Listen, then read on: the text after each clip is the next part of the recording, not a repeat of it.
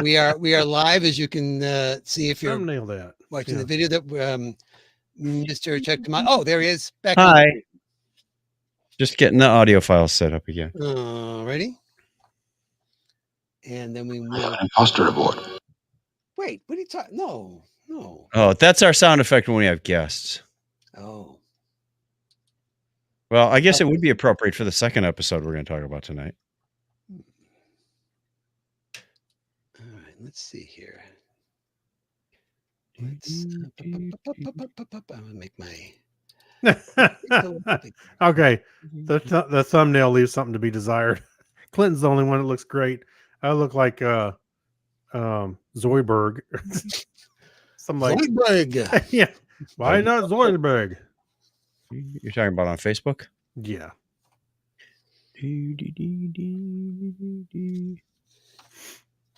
All right. So whenever we are ready, we'll be ready. Well, that says a lot right there. Yeah. Profound. Let me As deep share quickly. Share and share alike. Share to feed. Feed to share. Live to serve. Good day to die. All right. Be kind, rewind. I don't know. Be kind, rewind. We're coming up with more catchphrases for Craig. I got plenty. All right. Ready? Mm-hmm.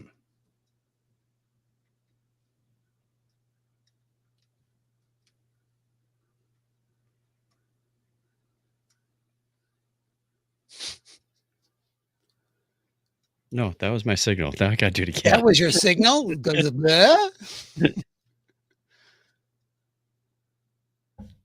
This is The Topic is Trek, episode 159 for Friday, May 24th, 2024. Coming up in this episode, the Hollywood Shuffle. Disco reaches its penultimate episode. The battle for Paramount Mountain continues. All that and more right now on The Topic is Trek. Take a look. It's in a book.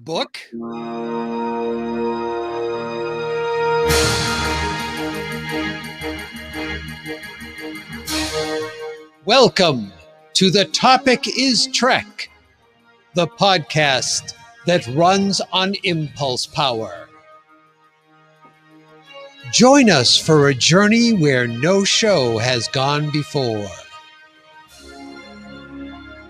If it has to do with Star Trek, there's a good chance we'll talk about it sooner or later, because on this show, the topic is Trek. Engage already. All right, well, welcome everyone. My name is Clinton. I am one of your co-hosts here on The Topic is Trek.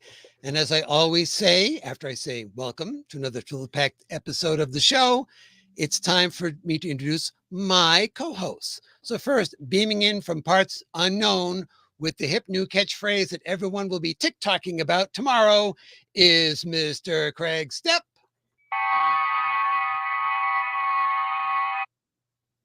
I'm a co-host, but you don't have to take my word for it. Well, I like where you were going with the Reading Rainbow connection there, and not to be confused with the Rainbow Connection, but Right. I'm not sure. Oh, yeah, I can sing that song. No, you can't, because we can't afford that song. You can't sing that song. All right. All right. Well, we'll think about that one. We'll run that past LeVar, see what he says. And also being here to join us is he'll say, "See my attorney." Yes, Mr. Chuck Tomasi. See my attorney. I see your attorney and raise you an attorney. I loved that opening artwork with LeVar and David Achala. The look. Where did you come up with that? That's the magic of putting the images together with other images and other images after that. Trade Yeah, secrets. that was pretty good. That was good. If you're not watching the video, it's got LeVar Burton reading a book. It looks like in his house. I don't know. Reading Amazing Grace, like a kid's book. And David's sitting there with his hand with at the same table Sort of giving him a side glance, like, What are you doing? What are you reading? Yeah. That's I not didn't know that was in our library. archive. I didn't know that was in our library. Yeah. One of the rare collection pieces. All right. Well, we have a lot to cover tonight. We are going to start off with, well, I think we'll start off with Subspace Chatter, but of course, I always have to ask Charlie. You never know what Charlie we're going to get. Charlie, is it okay to go ahead with Subspace Chatter? Sure thing, friend. I love Subspace Chatter. Oh, yay! It's Mirror Charlie, the good one. Settle down there, Charlie. Well, he gets a little excited, but I think the goatee is starting to come in very nicely on him. So that's. Oh, I thought you were going to say I thought it's coming off. Is he holding up for facial hair? I think that's drawn on. It's got a Sharpie. Yeah, I was going to say, I see a Sharpie. For him. Kirk said, "Hey, let me show you how to be a man." Yeah. Draw it on there. Maybe Nurse Chapel will like me now. Well, it's not Nurse Chapel even in the first place. So who knows? All right. Yeoman Rand, sorry. Yeah. So, Chuck, you have the first story to kick off our okayed by Mirror Charlie Subspace Chatter. Hey, in case you missed it, actress Holly Hunter is coming to the Star Trek family. That's right. Paramount Plus has announced the Academy Award-winning actress is joining the cast of the upcoming series Star Trek Starfleet Academy. Hunter's yet-to-be-named character will serve as the captain and chancellor of the Academy, presiding over both the faculty and a new class of Starfleet cadets as they learn to navigate the galaxy in the 32nd century. Yep, 32nd century confirmed. Woo-hoo! So hang in there, disco fans. You may see some familiar returning faces as time goes by. As we reported a few episodes ago, Starfleet Academy will begin filming on the mega stage. Oh, wait, that needs more attention. On the mega stage. We're blowing the budget on reverb tonight. Really? Oh, and he froze himself by doing that. I thought he was still trying to turn it off. No. All right. Well, you there you go. You froze there after you went mega stage on us. Oh, now you're all cyborging. Yeah. It's all right. You want to finish that up, Clinton? Yeah, let me get the rest of this story while he reboots. Yes, indeed. All right. Let's see where we left off. So the mega stage, no reverb involved, at Toronto's Pinewood Studios later this summer. Miss Hunter joins the long line of Academy Award winners who have been part of the Star Trek universe, including Whoopi Goldberg, F. Murray Abraham, and Louise Fletcher. Let's not forget about Louise Fletcher. Yeah. Now, what's your favorite Holly Hunter role? I think my favorite is probably the first time I remember seeing her, which is in Raising Arizona. Oh, yes. It was just I forgot about that one. Off the wall movie. And, she's trying to play it.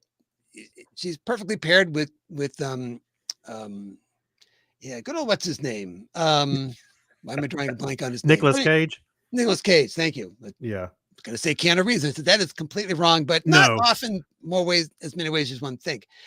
So I thought that was just great. And there's been a lot of things since then. How about you, Craig? Do you have a favorite? That's pretty much up there. I love Raising Arizona. The other, The Incredibles. Yes. Yeah, she was Helen Parr. So I thought they all did a great job. Even Craig T. Nelson, everybody. So I don't know. I love that movie as well. Movies, I should say. So we're excited to see that one coming up. And for those of you watching the live feed, I had a different font in these slides, and so the lettering is going to be a little weird on some of these titles, I think, as we go through the show. But we'll fix that for next time. It's a work in progress, working with a new program. I'm going to have a hard time listening to her without thinking about the mother from The Incredibles. That's what I just. Yep. That's what I was just saying. Okay. Helen Parr. There you go. Okay, Craig, you've got the next story. All right. So if you're like us, like we are, we're all waiting to hear some good news about Star Trek Legacy series. But right now, a bit of bad news. Marvel has tapped Star Trek Picard executive producer Terry Matalas to resurrect Vision, the synthoid played by Paul Bettany, for a new untitled. Actually, I think it's. I think I did know the title. Anyway, so a brand untitled Disney Plus series Variety broke the news that that has Bettany will return to the role of Vision, and Matalas will serve as a showrunner. So apparently, Matalas's work on season 3 of Star Trek Picard impressed the top brass at Marvel, including Kevin Feige and us, I guess. As we know, Feige is a huge Trek fan, and even recently appeared on with Matalas on an episode of Star Trek podcast and Glorious Trek Spurts. I don't think I So listened to that one. it's it's a commitment of time, obviously, and it doesn't preclude him also coming back to work on if Star Trek Legacy gets announced. Shows the Disney shows, although Marvel is changing up the way they're doing these shows now. They're not necessarily going to run them the same way they've done them in the past and not do as many at a time. So it might be a longer lead time prep on a show like this, like it is with a Trek show. We'll just have to see what happens at this point. Yeah. But as in Hollywood, you always have to have work. So Yep. can't deny that he had to find something else to do. Can't just sit Yeah. around waiting.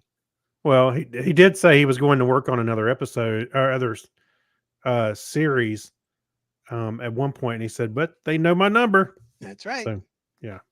But in typical Hollywood fashion, jobs know no franchise borders, because longtime X-Men producer Simon Kinberg is currently in talks to produce a new Star Trek feature for Paramount Pictures. Now, before you scream, "Oh no, not another vaporware Trek movie!" No, this would be for the Trek movie already announced, and the one that's being actively developed by Toby Haynes, who previously worked on one of the Star Wars Andor series. So everybody kind of mixes it up.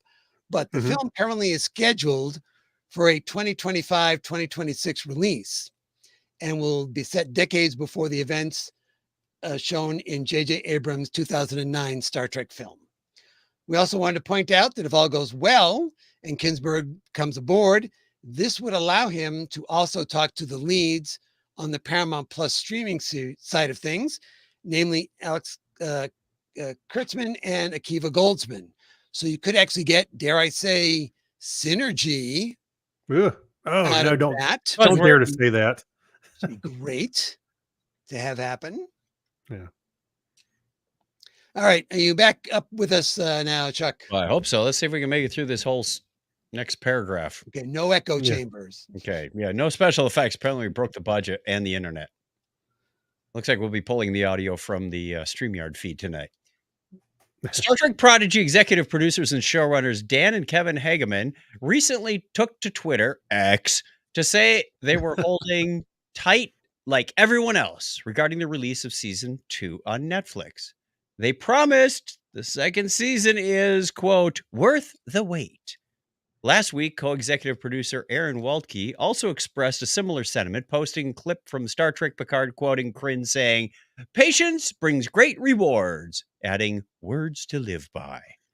So far, fandom has been very good about not spreading spoilers after the March release of Prodigy Season 2 in France. Here at The Topic is Trek, if we hear anything, we'll be sure to let you know. So, All right. yay! Yay. I want There was watch much season rejoicing. Yay. Yay. So in a recent interview, 2. We don't rejoice. We just whistle. yeah, indeed, Eric's. In a recent interview with Screen Rant, Jonathan Frakes revealed that while he is directing at least one episode of season 3 of Strange New Worlds, he had to pass on directing duties for season 1 of Starfleet Academy. The slot was he was offered conflicted with his son's upcoming wedding. Oops. Oh well. Maybe his son should just reschedule the wedding. No.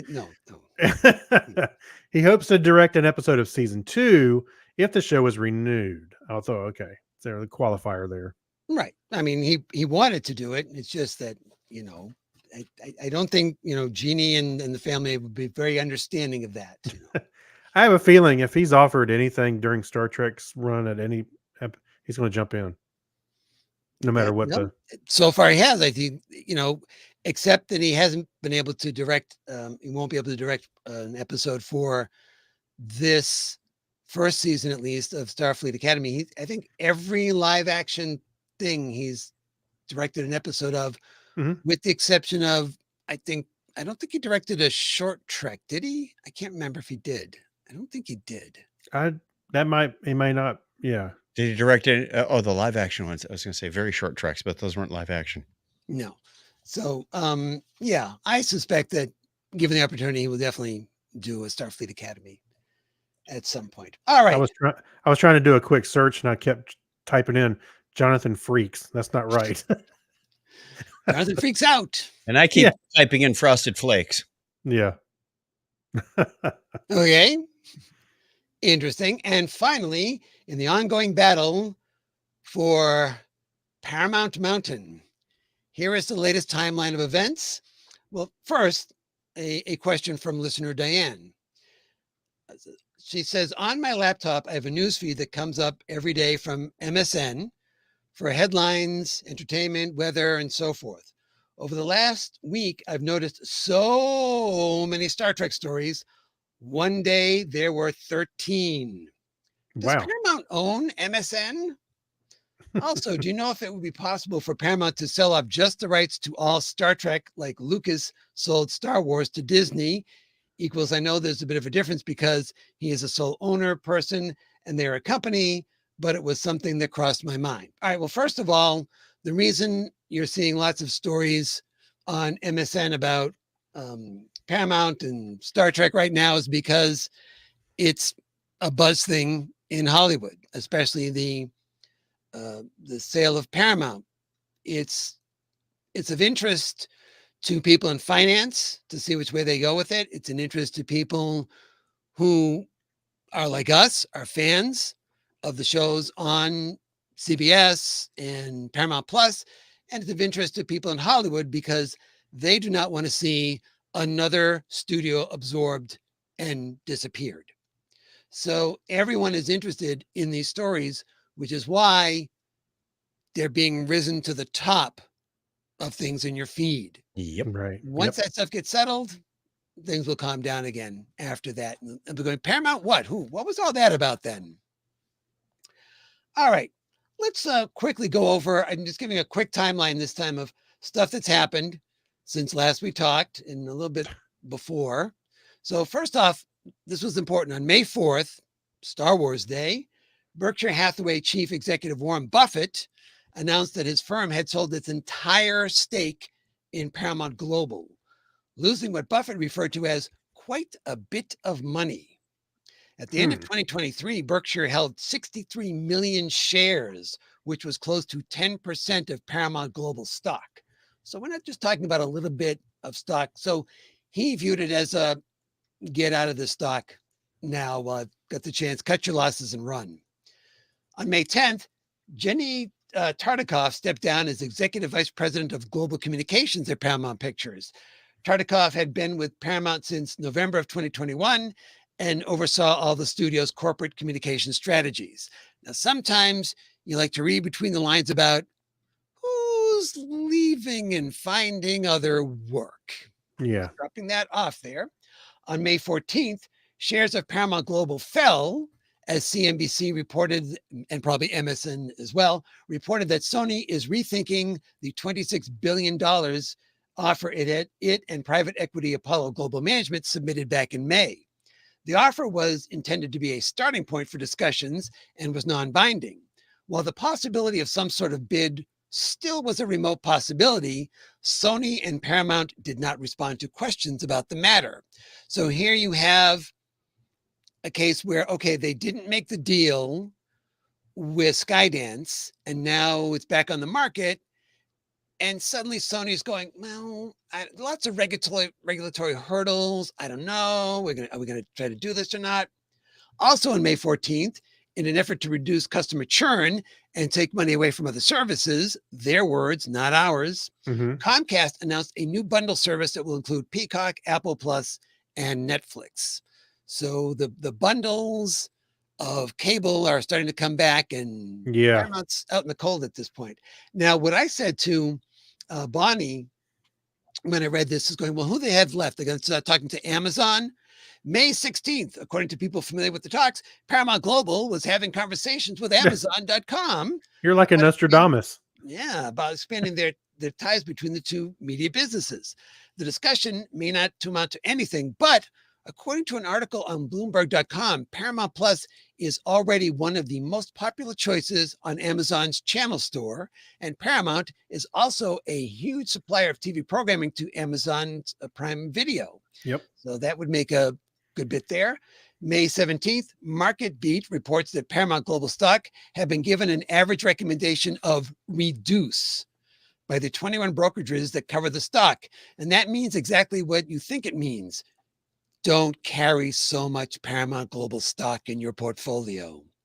So again, this is not related directly to the sale, but I think we see these little things happening here.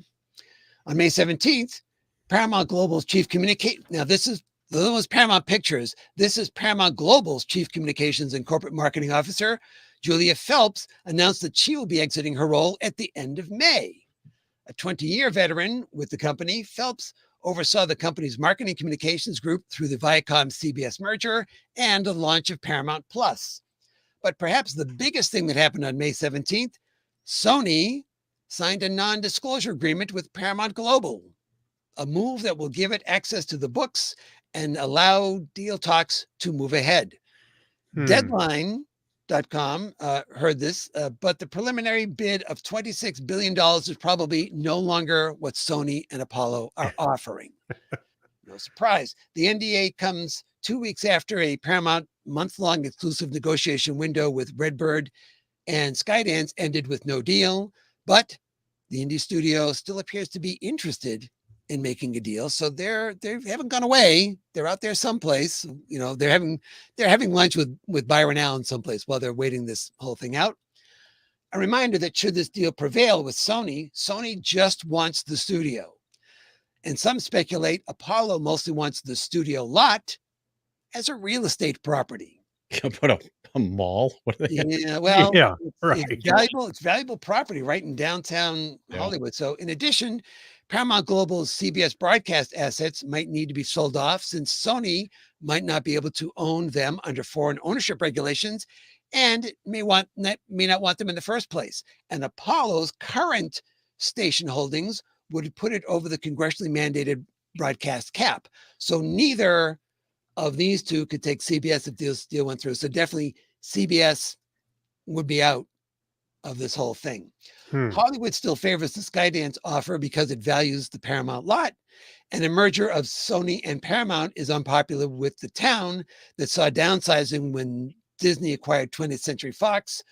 Combined, another two studios also poses a regulatory risk. Meanwhile, Paramount shareholders love the original Sony Apollo $26 billion cash offer, but now that they're negotiating again and things may have changed, we'll see what they think as word comes out on what's going on there. Yeah. And I picture somebody trying to sell a house and they keep going out there, putting the sold sign up, then taking the sold sign down. Then they have reduced on the sign. Then they take the whole sign down. Then they put the sign back up. It's like this. Well, there was even a coming soon on Paramount's lawn for a while. Yeah. Yeah. Maybe Sony's just interested in a subscription to Paramount Plus. Well, if they sign up for T-Mobile, they get 6 months free. So. Oh, there you go. Yep, Paramount's still out there making some sort of deals anyway. Yeah. Although that's not much of a stretch because I believe Paramount is the studio releasing If, and it's all tied in with Ryan Reynolds and his movie and so forth and so on. So I'm keeping an eye on all these stories and what's happening. I just want to give everybody, because I do get a lot of questions from people about, well, what does this mean? When's going to happen there? And did you hear? This is the latest from multiple sources, and we'll have a link to all the articles about this that I was combing through in the show notes for episode 159. Take a look. It's in a book over at the Topic is Trek.com,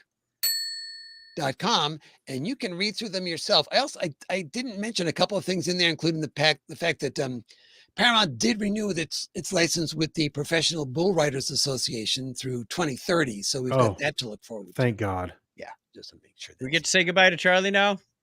We indeed are going to say goodbye to Charlie. So goodbye, Mirror Charlie. Thanks for having me along. Aw. It was fun. But now my Phasian step parents are calling, so I gotta go! Go! Go! Go! He's such a nice boy. What Yeah. a nice guy. Yeah. Mirror Charlie. Aw. Well, speaking of news, we don't have anything new out of Vulcan, Alberta, Canada.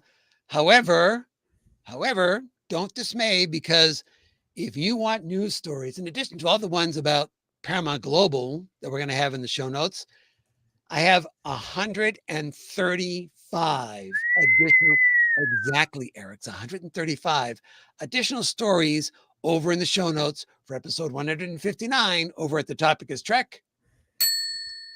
And they're broken out by all the different series and the movies, and then things just about actors, things that cover more than one franchise. So they're under like things about games, things about the comics, lots of stuff going on. You can check all of that stuff out. Now, with that said, it's about to go out on our main mission with an appropriate sound effect. But isn't there something before we go on our main mission? We can cover that first. Hold on. Allergy time is such a fun time of year, isn't it? Isn't it? I know. Let me get down. Exactly. Right. Before we begin the main mission, He's laughing because he didn't get Earth-based allergies. He holds 3 Kleenex at the same time. Can you guys hear this if I put it on? He doesn't get allergies, but he has lactose. If you can't hear that, intolerance. I'm leaving that on because that's the filter. I don't hear anything. Okay. So before we begin our main mission, we have a question from listener Kyle this time. All right. What is the significance of our ratings? Some seem to struggle over awarding half points for no perceivable reason. What's the difference between 7.5 and 8 MacGuffins? Okay. When I replay an audiobook for background listening, that book series is at least an 8 out of 10 stars in my personal opinion. I won't recommend a movie / TV show / author / book series unless it's a 9 out of 10 stars. Wow. So really what Kyle is asking is, how do we derive what we rate things? And I'm going to throw this first to Chuck. I think we're all going to have slightly different points of view on this. Mm-hmm. So Chuck, how do you come about what you give in terms of, we'll call it for the purpose of the stars from 1 to 10? I go by whose line is it anyway? The points are meaningless. Yeah. Right. That's right. No, I would say 1 is a stinker. Please don't make me ever watch that again. And it takes a lot to get down below 5. A 5 would be, oh, gee, the writers didn't show up this week, or, I could have done a better job than that. I bet you do. And says, okay, Kyle, I have a spreadsheet for you.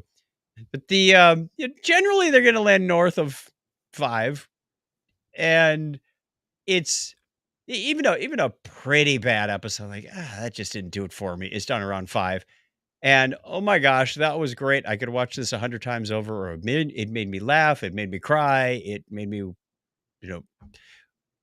those are going to be up closer to 9. So it's going to float in that upper 5 region for the majority of the shows. So it kind of gives you a gauge of, was it pretty good? Was it really good? That's going to be in that 7-8 range. Or did I consider it outstanding and it's going to be 9? I don't think we've gotten a 10 yet, but well, let's point out the thing he did ask.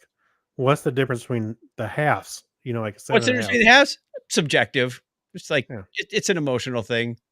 All right, let's toss it over to you, Craig. What are your thoughts on how you rate? Well, I look at it. If I see something, I go, okay, that was about average. Then it's a 5. If it did something for me, like I was like, oh, it's a good story. I could tell that there's a lot of good effort in it and it wasn't crappy. It's going to be north of 5. And the half points, sometimes I think, okay, it wasn't quite the level to push it up one more point. And that's, again, it's just kind of subjective. And I go, did it really deserve to be a whole point less? No, maybe not. So I go, it's the halves, So that's what those are there for. How about you, Clinton? Yeah, I think we're all kind of in agreement on parts of this. The way I look at it is 0 is just so horrendous. And I don't Stinker. remember, I'll have to look at the spreadsheet. Whether I don't think I even voted for that one episode of Very Short Treks. To me, that is I will never watch Yeah. this thing again. Yeah. If forced to, I would, just, I don't know, pluck out my own eyes before I would do that. Yes. So that would be like a 0. But yes, I look at it, first of all, on the scale of Trek, not the scale of all media of all things. It's true. So I view a 5 as, okay, that was an episode of Trek, kind of hit some tropes, maybe, told a good story, or at least an engaging enough story to make me feel like, yeah, that was Trek. If it misses on some of that stuff, if something just feels off, like that really, I don't know who thought this would be a thing. This doesn't have any Trek vibe to it at all. And Right. I'm not even talking about episodes that like Far Beyond the Farthest Star, or, I mean, not even the Farthest Star, the episode of Deep Space Nine where they're at the where Cisco is being the author back in the 50s. Yeah. Even that felt somewhat like Trek. So it really has to fall below a certain barrier for me to go, all right, now we're on the scale of down from meets minimum requirement. Okay. So now we're dealing with the 5 to 10 range. And to me, it's really, really hard or almost impossible to get a 10, because a 10 means I would change nothing at all ever. This is no the criticisms. best episode of Star Trek ever, the best movie Star Trek ever. I just, it's really hard to see that being something, because it's almost like, okay, close up shop, we're done. We've hit peak Trek at that point. And that leaves you that range. So yeah, you're limited at that point, because you get 5 to 10, and sometimes it falls in between those. It's better than this range, but it's not quite up to snuff on that one. And you want to give it credit for being, well, it's better than a 6, but I don't think it's a 7. Yeah. And so we'll get into either quarters or halves or 3/4 sometimes, because you just, you have in your head that it's falling somewhere in between those two numbers. Yeah. So that's how we arrive at it. So if you want to look at it, you can just look at it at 5 to 10 as the range that's in there, and kind of work out the math separately about how that would relate to being a 9 out of 10. Yeah. If 5 is 1 or 0 or whatever, you need to make that work out.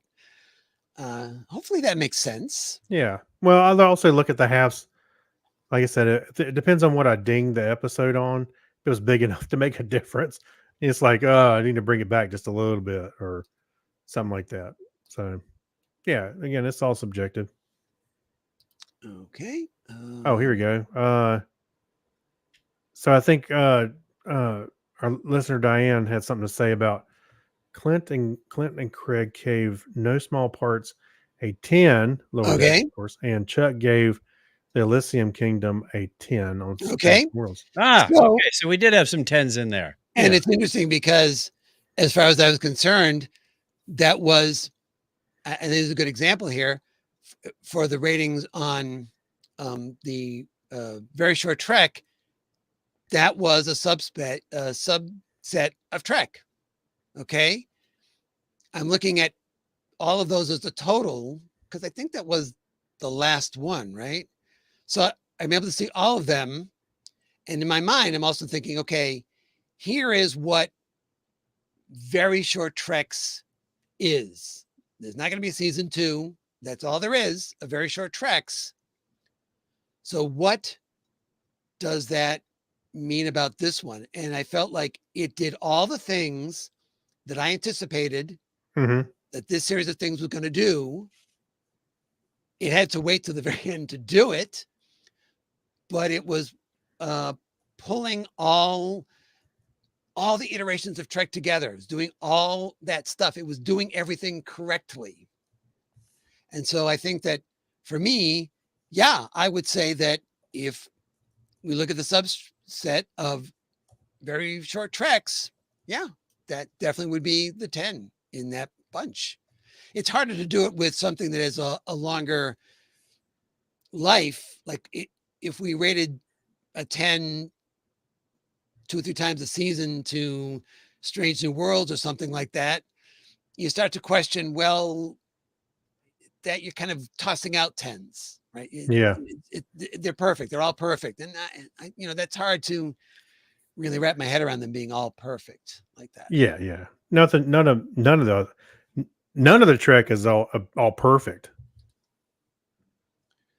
Okay. For sure. Trying to figure out what happened to my files here. They seem to have. Oh no. What'd you do now? Oh, wait a minute. I see them. They're up here. They're up here. Okay. So now Oh, by the way, to answer our question earlier, Jonathan Frakes was in a short Trek in The Walk Don't Run, but he didn't direct it. The one where they were singing and stuff. Mm-hmm. Him and his trombone.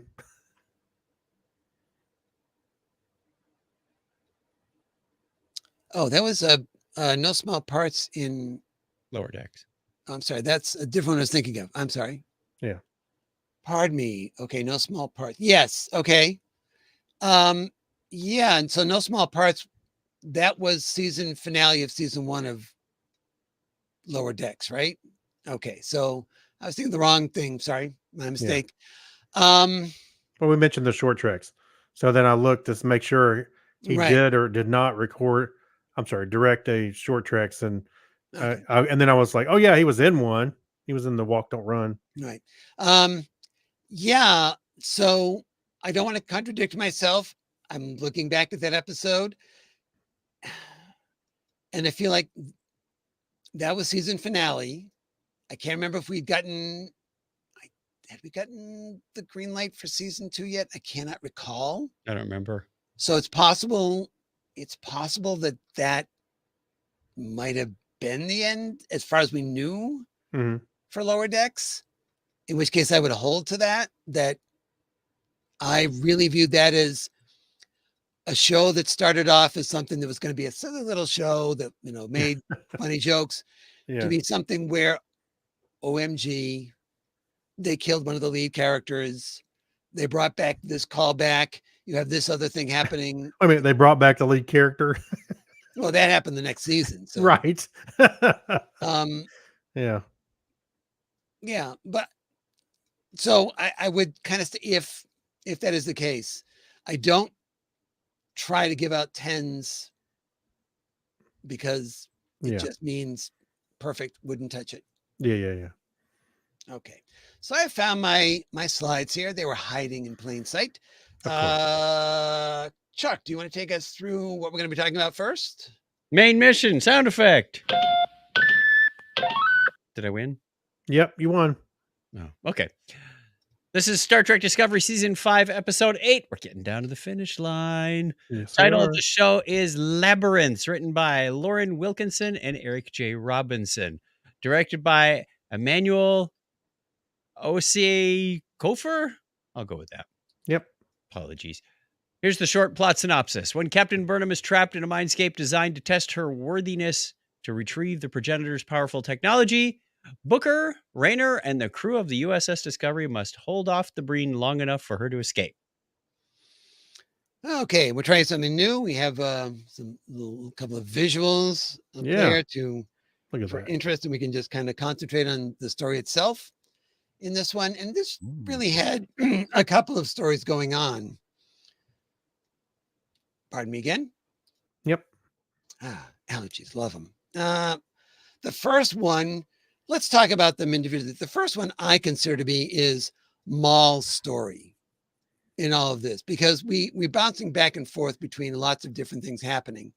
And really, Maul's story is, at the end of the previous episode, she's taken away and she's promising to give lead the Breen to the progenitor's technology. Well, so what happens with her? And we get to see this slow build of a story going on. Now, as we're watching this story, were you getting the sense of where it was going to head for her character? Yes, in a way. I think once she laid her cards on the table and said, "Look, I can get you this technology," um, I felt like she was in a position to take a leadership role. She was going to somehow be that Breen leader. I wasn't sure what was going to happen to what was his name, Rune, Yeah. Right. Yep. Primarch Rune. Primarch Rune. That she'd have to defeat him or one of his lieutenants, because she was starting to talk to the underlings like, he's not watching out for you. Yeah. He doesn't have your best interests in mind. Yep. He's only looking out for himself. Sounds vaguely familiar.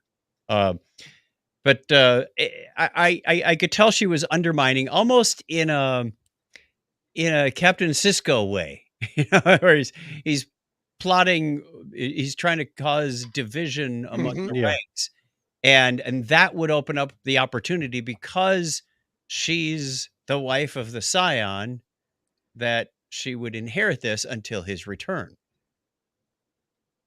Yeah, I felt like she almost immediately saw the opportunity because Right.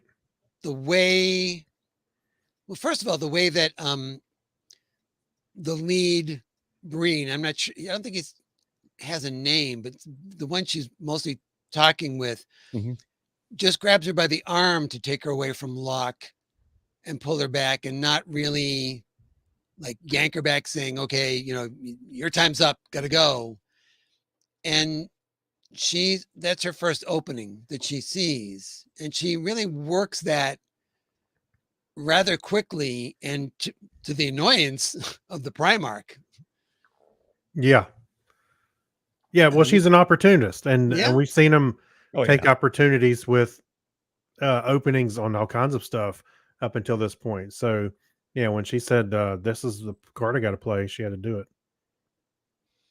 I thought it was interesting, though, at the very beginning, when she talks about bringing the Scion back, the Primarch, who clearly has no interest in it, dead body is fine to him.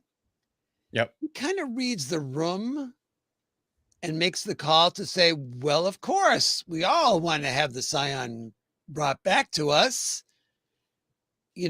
Guys, I'm on your side. I don't know how you read the room when they all have helmets on. Well, he's when I can see it in your eyes, Breen. They're kind of like, leaning over to talk to each other after Maul is saying, "Oh, I can bring the Scion back, and that's what you want, right?" No, that's what. So he then becomes completely clueless about his crew, that he's doing everything wrong. He's, attacking her. He is sending his team in blind into the library, attempting to take the library. And ultimately he makes an oath that he won't attack the library, and turns around and attacks the library. Yeah. I was kind of surprised at the librarian, how she was all friendly and whatnot to Discovery, but she knew she had to hold off the Breen, and then eventually denied them access, which they're not supposed to do. She said, everybody's welcome. Well, she also said that they were a big contributor. Well, they did the wrong thing. They pissed off the librarian. Yeah. Never piss off the librarian. Oh my goodness, no. Bad idea. Man, book fees just go through the roof. Yeah, I did think that she was a bit naive. I don't know how many confrontational species she's run into, because she says, "Oh, I'll handle this," and then comes back later into the room and says, "We have a It problem." didn't really go that well. Yeah. Yeah. I didn't handle it right. It's because you said, go away from here, and what she's like, I hope you get knowledge someplace else. It's like, whoa, whoa. Pissed off librarian. You think Right, her so outfit was inspired by the Chinese I don't know. with the shoulder pads? A little Well, bit. either that or 80s fashion and, one of the dynasty type of thing going on there. She's sporting the Joan Collins look. Yeah, exactly. Dynasty. And ultimately, what we end up with is Maul killing the Primarch. Yes. And that I was did her not moment see to that seize coming. power. I really did not see that coming. I figured something like that had to be coming. I wasn't sure exactly when or how, but that made sense. She Yeah. seemed a little insecure at first, going, are they going to kill me now? And then basically not. And then she goes, long live Scion, or may he rule forever, whatever their chant was. It was not your standard chant. Right. I think it was long live the Scion. Or may he rule long, or it was awkward. They May he got to live work long on and their prosper. marketing. They were trying out other catchphrases. Just Work Yeah. on their marketing. It's like Craig at the beginning of this show. Nothing's this one working. fly. Let's see what happens with that one. Yeah. It works for them. It might work for us too. Who knows? All right. Now we move on to our next story, and I'm going to go focus on Book at this point. Okay. We still have the relationship, the torn relationship between Book and Burnham. Yep. And Burnham really was not pleased with Burnham buying into this decision to hand Maul over to the Breen, not for the reason that specifically about the progenitor's tech, but the fact that that's his last living connection to Quajon. And he felt that was wrong, and he was very vocal about it. He came in to apologize about it, but it was a very tense conversation between them. And Burnham says, oh, and they have something at the library that they want your help in identifying, so if you want to come along to do that. And he said, oh, definitely would. He is presented with a wooden case, and inside of it are clippings from the World Root Tree. Now, I immediately had a thought at that point, but I want to see, what did you guys think about him receiving this? And he was told he could take it with him if he wanted to, as long as he came back someday and said what had happened to it. What was his journey? I thought that they would give it to him and he could plant it somewhere and grow a new tree. Yeah. I thought it would be something like that too. All right. Well, I'm going to throw out a different theory, which is wilder. We've got all this rebirth from death talk going on. Does that somehow have to do with Quajon? Oh, so if they get the progenitor tech, they could bring Quajon back? The whole planet? I don't know. I don't know. I just thought it was interesting that he has, a clipping from, the basically the mother tree, the giver of life to all of Quajon. He's got it right there with him. I don't know. It just kind of struck me as possibly. That's weird. Yeah. Or he could plant it and a little Groot will grow up. Yeah. It'll take a while, but into some time-lapse photography and see how that goes. Groot. Yeah, that's right.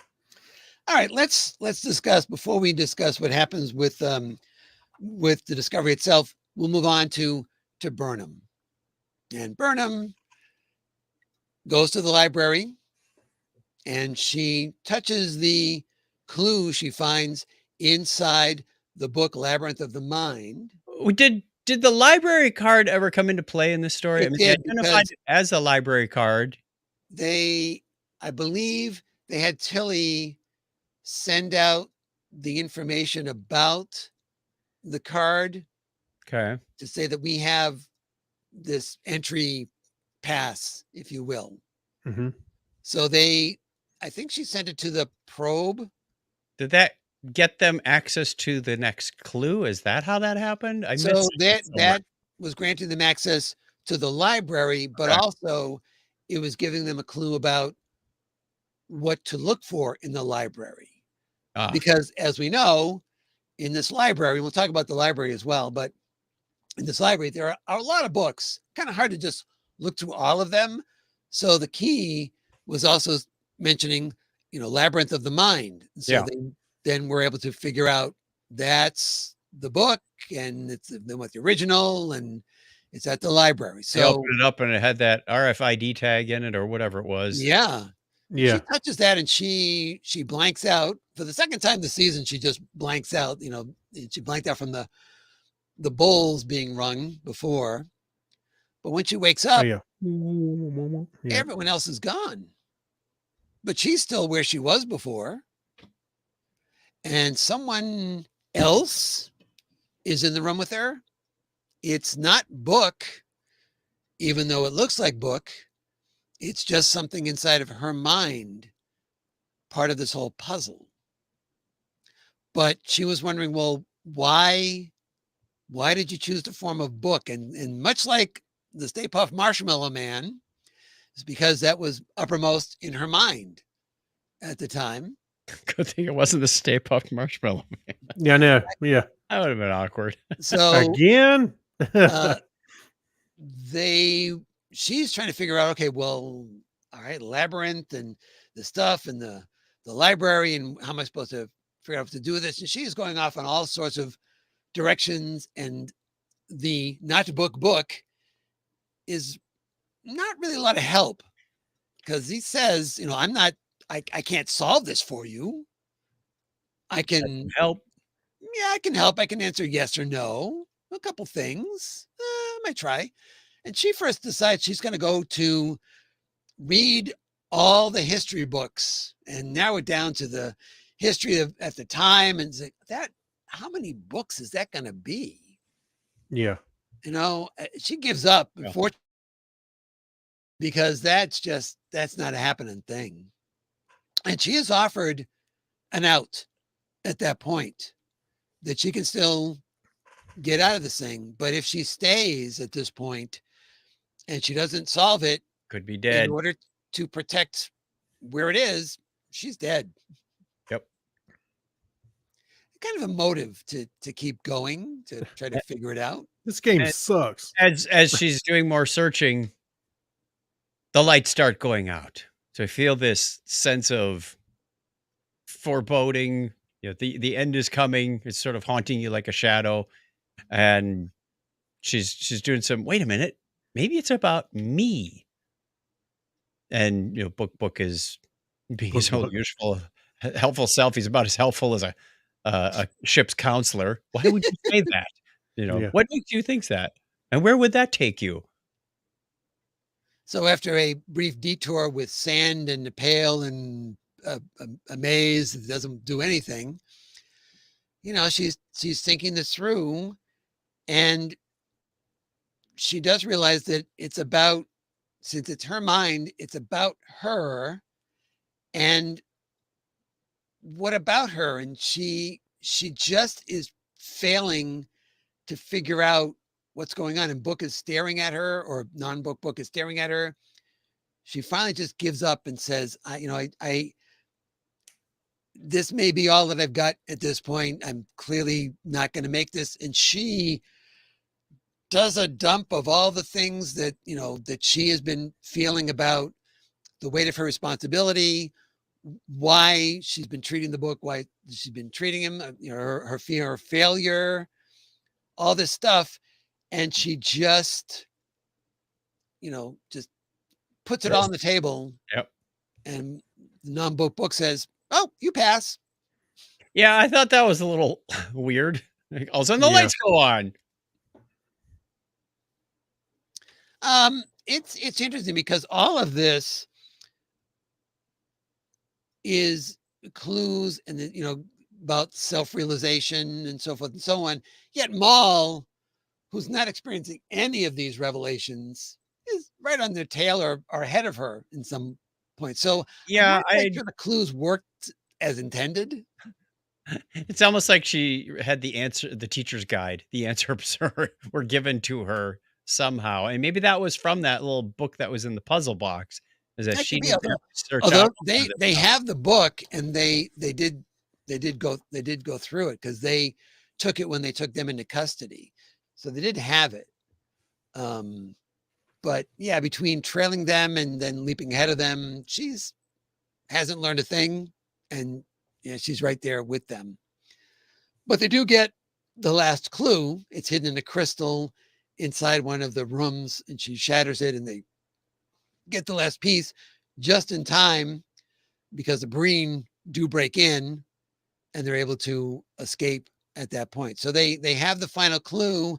However, they end up having to give it to the Breen after they see where the final clue takes them. And the Breen promised they won't destroy the archive, but they Yeah, backed off but on they that. tried.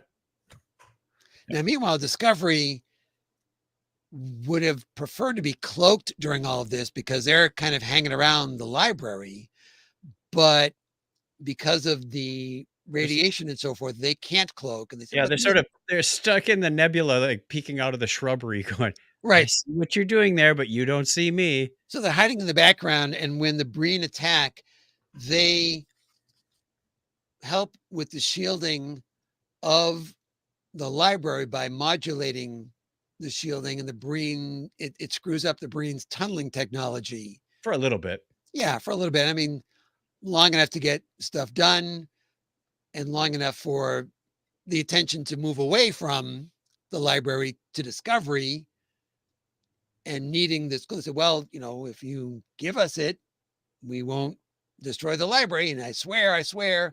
And of course, the Primarch reneges and badness ensues. They were trying to burn some books. Yes. Book and burn them. Absolutely. Ah, the But I wanted to mention the library really quickly before I forget that the reason there was so much production value in this episode is because it was filmed in an actual library in Toronto, the Fisher Rare Books Library. oh, If you watch the Ready Room, they have some clips from the filming that was done in there. And it's the first time anything had ever been shot inside that library. And the connection was that the library felt like this was to generate an appreciation for libraries, for that kind of culture, for knowledge. And so the library was played up an awful lot in this thing, not only as this amazing set, which of course they extended up and down and left and right. Right. But when they're in that central room and you see all the shelving and she's looking over the railing down, that's all just done in camera. That's just the way that library looks. wow. So it's Thought you're going to say, definitely in real life, it looks like one of those little libraries that people put in front of their houses. Yeah, But they use the CG to expand it. well, it is expanded, but it has, these like 2 stories up of shelving of books, 2 or 3 stories up. It's amazing looking inside there. I do have one nit to pick on this one. Yes. Pick away. Discovery gets in the way of this beam from the Breen ship, and they jump and vent plasma at the same time to let the Breen think that they destroyed Discovery. And when they jump, they're supposed to be jumping to the next position to get the artifact. But they had to jump before they were ready to jump. Right. And they were off a little bit. What was it? 22 light years or something. When they jump into the picture, the ship is smoking and the smoke is going up. And I can't figure out why it's going up. I think the smoke was going up because when Discovery comes out of a spin, it goes down.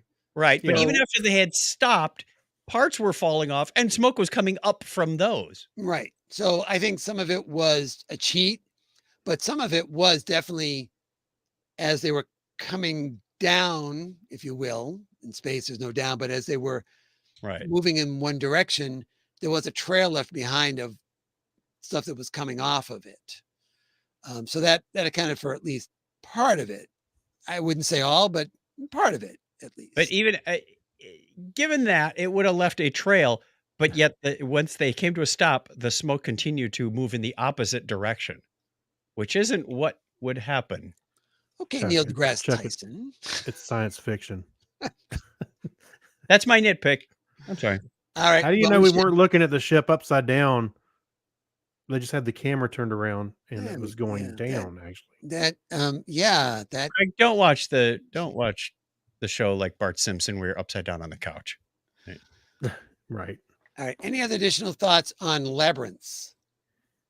No, they just had a lot of books in there. Okay. Is that the most books we've seen in a TV show ever? I that could very well be. Even the Yeah. librarians did not have that many books in their show. I don't Right. know. You couldn't really count the books in Mr. Atoz's library. Hmm. They were just little cards. Well, speaking of which, why don't we rate it on 1 to 10 books? That We was know how we rate now. too so- easy. So, Craig, why don't you start us off? I'm gonna give it 7.2856. Not 7.2855. No, I think the episode was a little slow, to be honest with you. I enjoyed it, but it felt a little slow. I'll give it a 7.5. Okay. What about you, Chuck? I'm going to go a little higher. I'm going to give it an 8. I liked it as a connecting episode. I liked Mhm. where it was taking the story as a whole. We got some new info on the Breen about their weapons technology. Yeah, but there was, like Craig said, it moved a little slow in spots, but I'm okay with that. Okay. I'm torn on this one because I don't want to say it this way. I don't think it was very Burnham centric. Mhm. We're talking about a much bigger picture than Burnham, perhaps is the way I want to phrase it, that the progenitor technology is going to be entrusted not, unless this is what happens in the last episode, not to one person, Right. but to the totality of essentially this galaxy. Everyone living in that time. Yeah. So if you're only testing one person, that's a very small sample size to then give your clue over. So I felt like that was a problem with the episode, that I don't know what that ultimately means Right. to this thing. I do, however, like the fact we got to see Reese in the captain's chair doing captainy things. Oh yeah, I meant to mention that earlier. Yeah, he was actually doing a good job. He took some risks and it paid off. So I'm gonna go. They I'm gonna visit, go with that in 7. they visit that in the next episode as well, which I absolutely love that scene with him and Tilly, but we'll get there. Yeah. I'm sorry, what was your rating, I'm gonna Clinton? give it a 7. Okay. I So feel like 7.5 and an 8. yeah, little on the Is that a narrow re- side. Is that a recap, Chuck, for Diane? So Yes, she can write down summing the it up. numbers. Yep. All right, let's move on to our second episode. Craig, can you walk us through this with the details? Why? Yes, I can. Star Trek Discovery, Season 5, Episode 9, Lagrange Point, directed by Jonathan Frakes. And after Maul and the Breen capture a mysterious structure that contains the progenitor's power, Captain Burnham must lead a covert mission to retrieve it before the Breen figure out how to use it. Okay, so we're on to the second episode. We always seem to have these episodes that are, you get a clue, the next episode is working with the clue. Hey, You get a clue, and then working with the clue yeah. type of thing. By the way, every time I see Lagrange, I think of ZZ Top. So just throwing that out there. Ow. Just Yeah. throwing that out there. Hey, there's ZZ Top. Yeah. Yeah. No. All right, so we now have Maul completely in charge of this ship. For now. Well, still, and this, as far as I know, unnamed Breen is her second. I didn't, it's hard to look up who the character is when you don't know who the character is. So Fred. We'll just call him Fred. we'll call him that. Fred. Fred Breen. And they also now, call him. It's Fred. That's his given name. Yeah. so Discovery It's gets Fred's to, name. Discovery gets to the location first, which is good. However, they jump a little too close to where the clue is because the accretion disk of a black hole. Not just one, but we're having a 2-for-1 special on black holes today. That's right. So they have to get their way out of there, which of course is putting more stress on a ship that's already had a lot of stress. While they're trying to deal with that. And by the way, when they jumped and they were, they were trying to say that they could come close to it, but they weren't sure exactly how close. I always thought I wanted to see go shoot and then bonk, not hit the thing. Well, that was very convenient. A little too close. Yeah. When they were trying to figure out how to pull away from that. No, I'm sorry. When later in the show, they show, and it just went by on the screen, so it made me think of this. Stamets is trying to figure out how to do this approach without blowing up the ship. And he's writing it out. Yeah, and there was some glowy letters on there, and Dr. Aaron McDonald had contributed to what the mathematics were on that board. She'll probably say, it was so-and-so's equation or something. So yeah, curious for her next talk. Right. Because his hand, it was definitely handwriting on the screen as well as, standard interface on the screen. So I thought that was interesting. And as he said, math doesn't lie. Yeah. They really think this will work? Well, the math doesn't lie. So while Discovery is trying to get itself back in order, the Breen show up. Maul's, we'll call it Maul's ship for this point, Rune's ship, appears, and they get the actual item, which is this kind of oversized barrel. This blew me away because Discovery was there. Yes, they were cloaked and they were talking.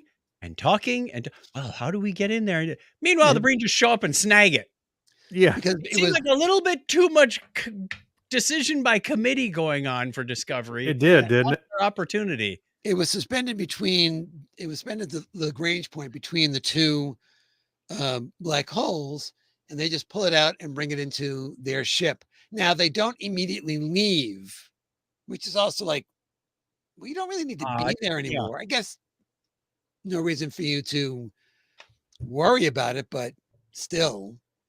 Yeah, they didn't have any need to leave because they thought Discovery was dead and Discovery was cloaked. So it's like, well, let's just hang out here for a while and figure it out. They thought time was on their side. They didn't have anywhere to go. Yeah.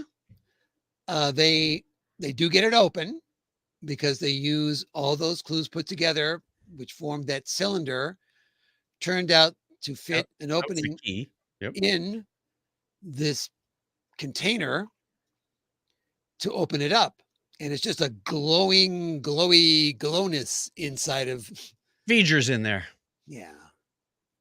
And Maul goes, well, we got to check it out. And she hands, I love this delegation. Yeah, she hands over the key to this assistant, her assistant, who hands it to another person to be the one to open it. Go for it, Carl. Yeah.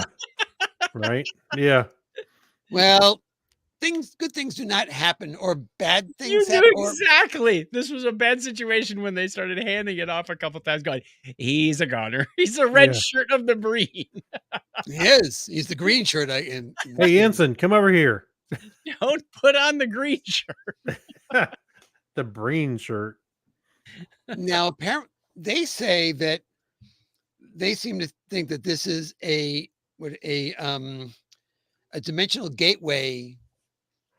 Right. And Maul says, well, it must lead to where the progenitor tech is, which, it's a pretty bold assumption. Good guess. We don't know that to be the truth, but it's a good guess. I mean, how do they know that that's not another safety precaution? Right. That you have to know something before you actually step inside of it. But they decide, no, we're going to get inside there. So we're going to get, Carl's friend to suit up with a tether this time and send him in. Yeah. And in he goes, and the tether breaks, and he's gone. Well, by this time, they'd figured out how to infiltrate the Breen ship with a small shuttle coming in from a blind spot in the Right. exhaust port. Well, hang on. Because Oh, when wait, they sent in the guy on the leash, our Yeah. crew was already there watching. Right. Right. So we're just saying, kind of run through, like what's happening on the Breen ship. Yeah. By the way, Right. I did think it was funny when the guy with the tether went to walk in. He started to get pulled in. He's got the tether on, and he kind of stops himself for a second. Like braces himself in the Yep. doorway before he gets sucked in. It's like, what? I guess he had second thoughts too. Yeah. So that news is reported to Maul, who is not happy at all. Maul I is thought not that happy was at all. thought you knew what you were doing, and blah blah blah. I was tethered to the floor, and you saw what happened, and blah blah blah. Well, Yeah. I think they should have had the Breen give a shout out as he was going in, like,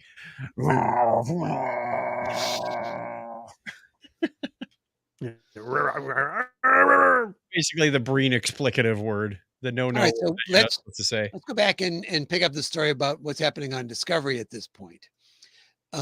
So they've seen the Breen take the prize, if you will, and they've got to get it away from them. So cue the Ocean's 11 music, because they come up with this elaborate plan Mm-hmm. that Book thinks is insane, which it is, that they're going to send over a shuttle and exploit a weakness at the exhaust port. So they're going to the Death Star. No, they're going to Pretty much. they're going to go in through this exhaust port in a shuttle, Dressed and as then- Breen. and teleport onto the ship. They don't happen to mention that. Yeah, by the way, the shuttle will be toast at that point. Yeah. So that's how they're going to get on board. And they're going to be two teams. One team, which consists of Reese and the volunteer, Adira Tall, are going to go to the bridge to try to hack into the shielding on the Breen ship. And she says she can do it because she had been they had been working on it to get to deal when they were dealing with the shielding for the libraries. So they're very familiar with how that works. The way that they paused with Stamets and Adira and Culber? Tilly, Culber, when they were discussing her going, she says, Oh, it really led me to believe this is a goodbye. Like she's not coming back, or Yeah, or I had that kind of feeling too. Yeah, a little bit. it was very, very ominous. Like Because they were playing it up. I mean, it looked like they were. yeah. Yeah. right. Well, I think we're getting this episode has got a lot of that going on because you need to build some more mystery into how things are going. Mhm. All right, so they're going to head to the bridge, deal with getting the shielding down. No problem. We're just going to, in our suits, we're just going to walk onto the bridge and hack those systems. Okay, that's not a problem. Then your other team, which is going to consist of Burnham and Book, are going to be going to attach, and this was Tall's suggestion, a beacon, if you will, to the device itself, and they can use that to beam out that as well as the crew once the shields are down. Okay, so that's the insane plan they're going to go with. Nothing could possibly go wrong with a plan. Not like at all. I think it's pretty solid. They do make it on board, which is good. They have a little. I'm sure this is one of Chuck's favorites. There was a countdown going Yeah. on. What did they get Raise down those to? I'm sure you stakes. noticed what It did was they get 3, down 2, to? 1. It blew up right as they beamed out. So there you go. As soon And as they said, how long do we have? 60 seconds. They're not going to beam out at 14 seconds left. Yeah. Oh, look, we finished an hour early. But there was a bit of a panic at the last minute because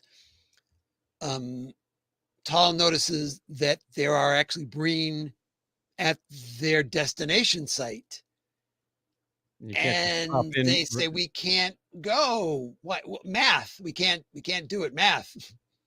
We can't beam someplace else. Instead, Yeah. they end up having to go and bluff their way out of dealing with the Breen that show up, basically yelling at them because it's a very rigid chain of command. And everybody yells.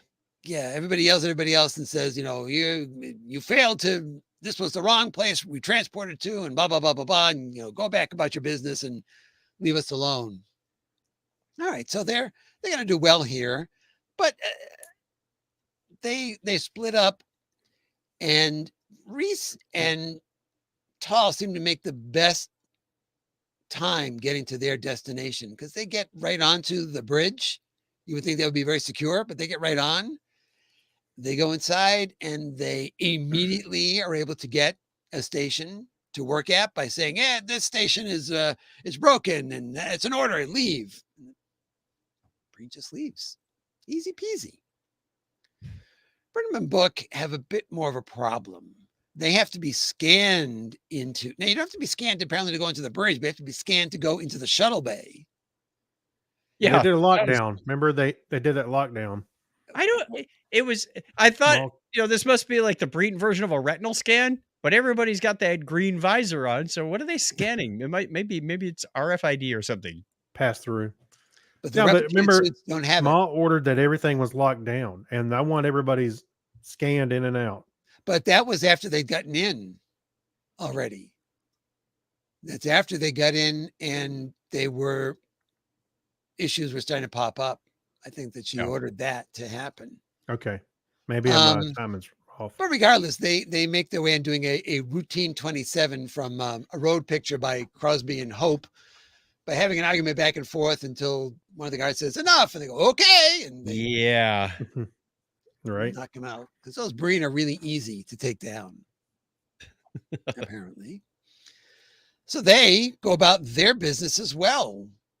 But apparently Chuck was really fascinated by the distraction that Book was giving for coverage for Burnham doing her work. So, flirting. Chuck. That's flirting. That's an interesting approach. So, Book is on the distraction committee while Burnham is trying to take down the shield that's containing this barrel, the container for whatever this artifact is, and Book. Like, so are you going to the party with anyone? I can't remember the name of the ceremony was, but and it was just so ridiculous because I'm going, how is the translator going to keep up with this? Yeah, it was utter ridiculousness, but it's working. Matter of fact, Book is saying, hurry up. And Burnham is saying, you sure you don't want me to slow down and take my time? You can get that oil bath he's offering. No.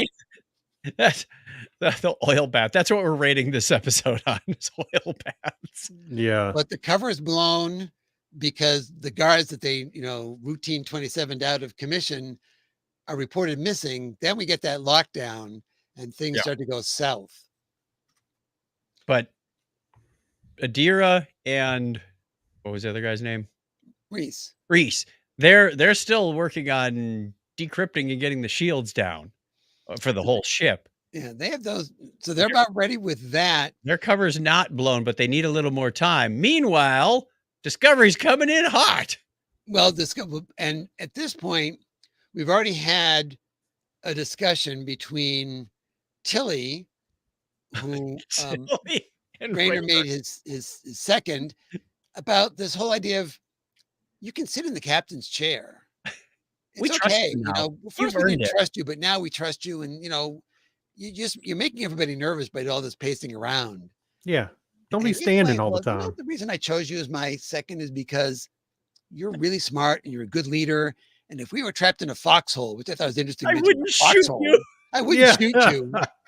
What's a Unless you foxhole? offered me some of this, rosy kind of, Rainbows and unicorns, soft stuff. stuff. And she And just grins. The smile on her face is priceless. it's like she goes, I get you now. Okay. Yeah. We're on the same wavelength, boss. No problem. I Yeah. love it. So they That was a decided good they're going scene. to do a distraction because time is still needed, but everything is starting to go south. Burnham and Book are captured.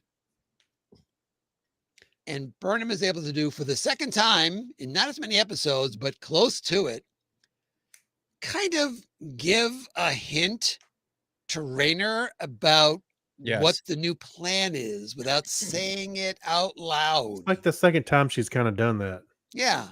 Yeah. And so the plan is come in, blow open the shuttle bay, and beam us all in as soon as that happens and get, the container at the same time. That's a big shuttle bay if Discovery can fit in there. Well, I think that's why they went so overboard Yeah. when that ship showed up at Starfleet headquarters, and it was clearly Massive. humongous compared to everything else. Yeah. Yeah, we've already kind of established that. That's huge. The plan seems to be working okay, but this is where I have a problem with the episode here, is that Rayner makes a specific point of instructing that as soon as that container is blown out, grab it with the tractor beam immediately. And they didn't. They didn't. No, in fact, it sort of disintegrates and opens up into this energy portal, something. I don't know what happened to the container, but it looked like it just dissolved. Yeah, I mean, I'm assuming they're seeing the same thing we are, because we see the whole container erupt as it goes out. And at this point, not only are Carl and his friend inside there, but also Maul And Maul and Yeah. Burnham. Hey, I hope they don't go, all right, let's get out of this thing, and they jump out and they're in space. Also, there's another person in there as well. Locke is also in there. in Maul's little Right, Lock because it. she put Mhm. Locke into Or lock it. pattern buffer, pattern buffer. That's what it was. and she's No. wearing that on her sleeve. So she goes through, although granted he's still dead at this point, but he goes through as well with her. So now you have, You put lock in a locket. yeah. Now you have 4 of them. 5. We had 2 Breen. Well, there's 4 of them, for Oh. Breen side of things and 1 Federation side of things going on here. Yeah. So we don't know how that's going to work, but it appears as if they're dead, because Tilly says, I don't scan anything. There's nothing. She's dead. And Book says, no, she's not. I know it, which apparently was enough to convince Rayner, because he then makes the big speech, the big captain speech. Our captain is in there. The progenitor's technology is in there. And, we're getting them all out, and failure is not an option. And he sits in the captain's chair. You knew as soon as he said the word failure and then paused, you knew what was coming next. Mm-hmm. So we end up with a cliffhanger. Also, we I failed to mention, we do have also the story between Saru and Terrell, Yeah. which is that's not Terrell, but Trina. Trina. But that's another one where Captain Terrell, maybe. there's got my T apostrophes all mixed up here. That was the big twist Yes. tonight. But the thing is that you get this, well, don't know if you're coming back, when you come back, because he's going off in just a shuttle with the pathway drive to try to intercept the other Primarch who's coming to the scene. Right. And so now he's up in play. Is he going to be okay? Right. That was another. Are we going to see him? Because the series is coming to an end. They're free to kill off characters at this point. Well, keep in Yeah. mind that this episode wasn't changed, right? So that this episode was going to play out this way regardless. They only did a tack on at the end. So I'm assuming that whatever was going to happen in the episode we do see, we just kind of tie it into an actual ending beyond that. So, but that doesn't mean that he's coming back. I thought for certain when they went into that bright light inside of the the barrel, whatever it was, that they were going to find Kovich sitting in his legal pad. Well, it's about Yeah. time you guys get here. Yeah. Finally. Got some pads for me? Did you bring an eraser? Yeah. Yeah, eraser. Because those, you replicate those, they just don't work. All right. Any other points about Lagrange point? Now, come on. When you were a kid and you had those erasers that had the beveled edges, you made that into a space shuttle too, right? You drew Oh, with your yeah. pencil little doors and whatnot, and you flew your eraser, your pink eraser around. Oh, yeah. Oh, yeah. Um, Absolutely. I'm tying this in somehow. You can tie it in, but it would not have been an option for me at that age because what's a space shuttle? Right. I all thought you were going to say, what's an eraser? right. What's a- No, the kids these days say what's an eraser. All right. Stone tablets There were- back in there my were no- day. yeah, clay tablets didn't have erasers. Let's get to rating then. And we're going to rate it on Look, 1 you to still got 10 your oil chisel from baths. kindergarten? I'm sorry. 1 to 10 oil baths. He's not taking it, Craig. He's not taking it. Nope. I'm moving on. What Okay, has so we been go for? reverse order here. I think this episode has some of the problems with being the episode between getting a clue and then doing something with the clue. That we have an episode where we see a lot of details that did we need to see so many details about the attempts to get into that Yeah. device? Do we need to see two Breen get pulled in? So I felt like there was definitely was filler Mhm. going on here, even to the point where it was one of those classic Discovery moments where time is of the essence. Everything has to happen. Oh, book, let me pull you aside so I can tell you about what happened when I was in the library and have a discussion about that while we're in the Breen suits and we're trying to get to the shuttle bay. And so I ding it for some of that stuff. I thought, as always, the special effects in the episode were like, Very good. where did the money go? It was all on screen. Mhm. All on screen. So shout out to everybody involved with tech on this, as always. So if it had been a half-hour episode, I would have been a lot happier with it. I think it's settled down. I'm going to go again with a 7 on this one. Craig. 7 right. oil baths for you. Yes, Yeah. indeed. I actually liked it a little bit more than Clinton, but not a whole lot. But I would say I'm gonna give it an 8. But I thought they were. I liked all the improvisation that they had to do to try and figure out a plan, get in there, and it's their plan was kind of convoluted, but they're kind of grasping for a situation, a solution. So you got to see them all kind of working together in weird ways, trying to make this work. And Adira was having to put herself out there. She wasn't really wanting to go on a mission, I don't think. And then he's like, "Are you asking to go on a mission?" Yeah, I guess. And so she's putting herself out there a little bit. With I did like the interactions also between Reese and Tall. yes. So so that's where I go with. I give it an 8.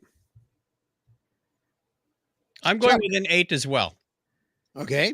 It to your argument as well, Clinton. It did have some slow spots. Mm-hmm. Oh yeah, for sure. Having a side discussion while you're in the belly of the beast does not seem like the wisest move. Like, you could have had that prior to the 60-second countdown while you're on the shuttle or something, in a more calm moment when the tension wasn't so high.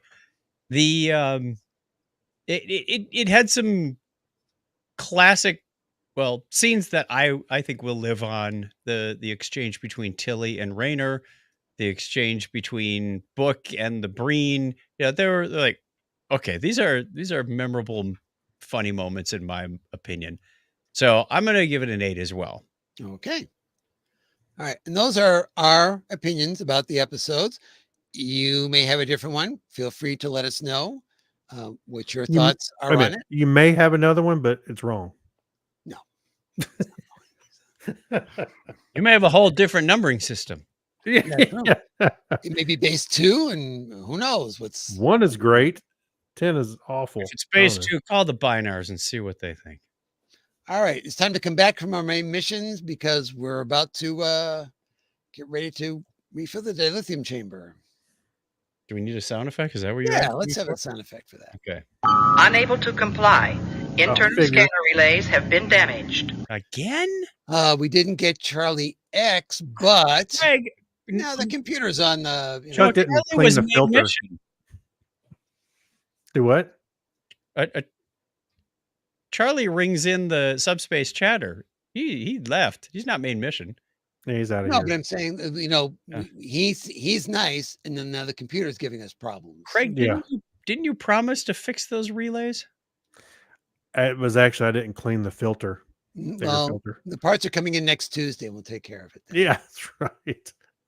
Next Tuesday. All right, you can find me, Clinton. Warp core breach a lot sooner than you think. Oh, this no. is not good. This is not good. Not good at all. Not sooner than get out of you here think. How quick. soon did we think there was going to be a warp core breach? Warp core So breach. you can find me, Clinton, over at Comedy Forecast, all one word with the number 4. And you can also, so I have the episode, my most recent episode is the same one as the last time. Although I got to tell you, even though Danny never watches the movies he reviews, so far, the interesting insights he's had into these movies that kind of ringing true. So you might still want to check that out to see what Danny had to say about several of the movies opening the beginning of this summer. And who speaks for you guys? Go ahead, Go Craig. ahead. No, you go ahead. I won. Wait a minute. Oh, there you go. All right. So you can find Chuck and I on the Technorama podcast. Just search for Technorama podcast in Google. I think the Technorama Swiss Science Center is actually outranking us a little bit with their SEO, but that's okay. Because they stand for science. So you can listen to us anywhere that you can find your great podcasts. We'd be up there with the great ones, right? That's right. Coach Absolutely. Well, I would assume nothing less. Yeah, we follow their coattails. Next episode is going to be not only the season finale of Discovery, but the finale of Discovery. Yes. We probably won't try to review that the night it comes out because that's a lot to process. Mm-hmm. I think what we will want to do, and we'll discuss more about this and make a post about it, is maybe not only discuss that episode, but our thoughts on the series in total. Maybe some favorite episodes from the 5 years, things that we really liked about it, the series as a total, characters, and so forth. I think more of a retrospective of the entire series as well as what happens in the finale. Actually, our retrospective should be listener Diane just going through the spreadsheet and telling us how we rated it. By the numbers. We got to do it by the numbers. Craig gave a 7. But certainly, if you have favorite moments, favorite episodes, favorite characters, feel free to let us know that as well, because we'd like to include those in the discussion. Row 12, season 3, episode. For now, actually, that was episode 9. It's time to hit the theme, boys. If you like the show, please be sure to tell a friend about it and subscribe so you never miss an episode. We'd love to hear from you. Follow us on X at The Topic is Trek. Visit our Facebook page or visit thetopicistrek.com. Until next time, on behalf of Chuck, Craig, and myself, I'm Clinton with the allergies. Thanking you for listening. And as we always say here on The Topic is Trek, don't put on the red shirt. The Breen shirt. Ah.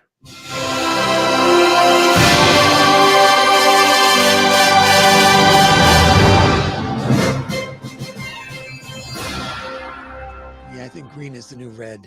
Yeah.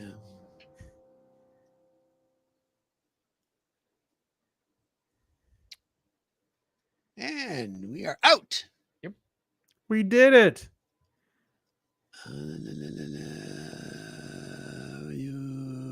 I could still hear you, even though my document said disconnected, and you said I was frozen and then robotic. Then it dropped out. So we do have a gap in there. So you may want to pull the audio right from StreamYard. Okay. Well, thank you for everybody watching. Thank you. Yes. Good time. And commenting. And a night from Listen Diane. Yes. And we will catch you again next time around. And we'll post when that's going to come out, and anything that we are asking you to send in, if you like, we'll let you know about that as well. Bye-bye. Bye.